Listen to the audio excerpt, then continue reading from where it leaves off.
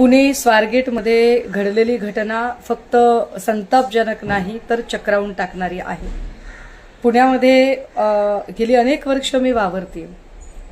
15 वर्षांपूर्वीचं पुणे आणि आत्ताचं पुणे यात प्रचंड फरक जाणवत आहे।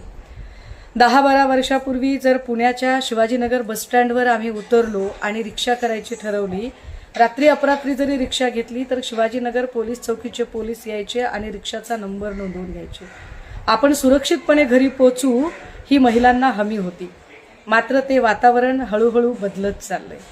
पुण्यातली कायदे सुव्यवस्थेची पकड अत्यंत सैल होत चाललेली आहे। पोलिसांचा धाक नावाची गोष्ट तर आता काही उरलेलीच नाहीये। वारंवार हा प्रश्न उपस्थित केला जातो की पुण्यातल्या ज्या गर्दीच्या जागा आहेत, विशेषतः शाळा, कॉलेज, बसस्टँड आणि रेल्वे स्टेशन, इथे पोलिसांची अधिकची गस्त वाढवली पाहिजे। मात्र ते होताना दिसत नाहीये। आजची घटना फक्त गंभीर नाही तर पुण्याच्या संस्कृतीला न शोभणारी आहे।